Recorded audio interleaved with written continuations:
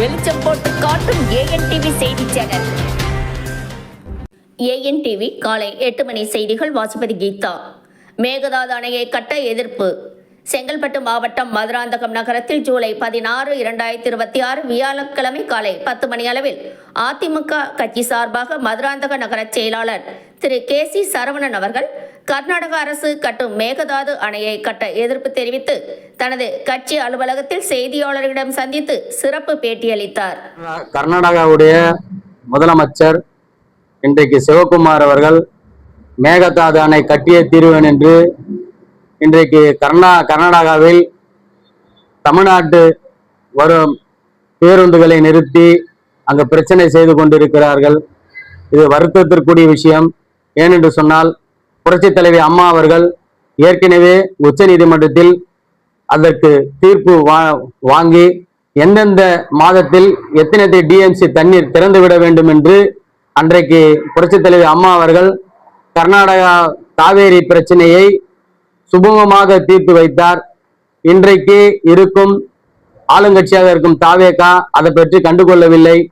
ஏனென்று சொன்னால் காங்கிரஸ் அவங்க கூட்டணியில இன்றைக்கு 2 அமைச்சர் கொடுத்திருக்காங்க. அது மட்டும் இல்ல, இவங்க காங்கிரஸ் கூட ஒரு நட்புறவு வைத்திருக்கிறாங்க. ராகுல் காந்தியிடம் சொல்லி இந்த அணை கட்டாமல் தடுத்து நிறுத்தலாம். இன்னும் சொல்ல போனால் இந்த அணை கட்டுவதற்கு எந்த கடகோடி மாநிலம், தமிழ்நாடு தான் இன்றைக்கு கடகோடி மாநிலம், அவங்களுடைய ஒப்புதல் இல்லாம அணை கட்டக்கூடாது என்று ஒரு ஜீவோ இருக்கிறது. இதை கர்நாடக அரசு நடைமுறைப்படுத்த வேண்டும். இதை நம்ம தமிழக அரசு அவர்களுக்கு வலியுறுத்த வேண்டும் என்பதை நாங்கள் தெரிவித்துக் கொள்கிறோம். நீரின்றி அமையாத உலகு என்று வள்ளுவன் சொன்ன வாக்குக்கு இணங்க மிக மிக முக்கியம் தண்ணீர், குடிநீர் மிக முக்கியம். இன்றைக்கு தாவேக ஆட்சி வந்த பிறகு சேலத்துல ஒரு தனியார் நிறுவனத்திற்கு தண்ணீரை தனியார் நிறுவனத்துக்கு தாரை வார்த்து இருக்கிறார்கள். அவர்களுடைய ஒப்புதல் மூலம்தான் இன்றைக்கு சேலத்திலே நாம் ஒரு போர் போட வேண்டும் என்றாலும் ஒரு கிணறு எடுக்க வேண்டும் என்றால் அவங்களுடைய ஒப்புதல் வாங்க வேண்டும். இப்படி இவர்கள் வந்த உடனேயே தண்ணீரை விற்றுவிட்டனர் தனியாருக்கு. இது மகா தவறு.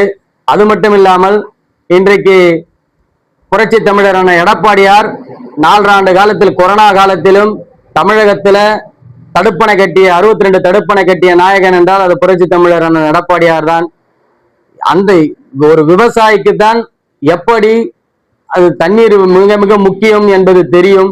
அவரை நாம் இந்த 2026 ஆட்சியில் அமைப்போம் என்று எதிர்பார்த்தோம். ஆனால் மக்கள் அவரை ஏமாற்றி விட்டார்கள்.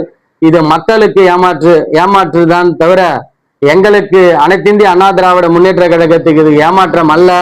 அதே போல வெள்ளக்காரன் காலத்துல கட்டினாங்க நம்ம தடுப்பணை, அதுக்கப்புறம் யாருமே கட்டல. பாலாறு தமிழ்நாட்டுல 5-6 மாவட்டத்துல சுத்தி வருது. நீ பிரிக்கப்பட்ட மாவட்டத்தோட சேர்த்து 6 மாவட்டம் ஆகுது. அந்த பாலாறு 222 கிலோமீட்டர் சுத்தி வருது. 4 மாவட்டமா புரட்சி தமிழரான எடப்பாடியா இருக்கும் போது ஒரு மாவட்டத்துக்கு 4 அணை கட்டினாரு, 16 அணை கட்டியிருக்காரு. ஆனா ஆந்திராவில வெறும் 22 கிலோமீட்டர் தான் இந்த பாலாறு சுத்தி வருது. அவன் 23 அணை கட்டியிருக்காங்க ஆந்திராவில. ஆனா இதுவரைக்கும் யாரும் செய்யாத புரட்சி தமிழரான எடப்பாடியார் தான் செஞ்சாரு. அதை திமுக இந்த 5 ஆண்டு இருந்தது. அவங்க அதை மேலும் அவங்க அணை கட்டிருக்கலாம், அவங்களும் விட்டுட்டாங்க. ஆனா நம்ம தண்ணீர் மழை காலத்துல தண்ணீரை தேக்கி வச்சாதான் நாளைக்கு குடி தண்ணீர். இதை யாரும் கண்டுக்க மாட்டாங்க. இன்னைக்கு சென்னையில வாழற மக்கள் தொகையில பாதி 2 கோடி மக்கள் இன்னைக்கு பாலாத்தை நம்பிதான் வாழறாங்க. திருவள்ளூர் மாவட்டம், காஞ்சிபுரம் மாவட்டம், செங்கல்பட்டு மாவட்டம், வேலூர் மாவட்டம், ராணிப்பேட்டை மாவட்டம், இப்படி எண்ணற்ற இந்த 6 மாவட்டங்கள் எல்லாமே இந்த பாலாறை நம்பி வாழுது. அதனால உடனடியாக இதற்கு தமிழக அரசு ஒரு நடவடிக்கை எடுக்க வேண்டும். தமிழக அரசு உடனடியாக அணை கட்டுவதற்கு மேற்கொண்ட முயற்சிகளை செய்ய வேண்டும் என்பதை இந்த நேரத்திலே தெரிவித்துக் கொள்கிறேன்.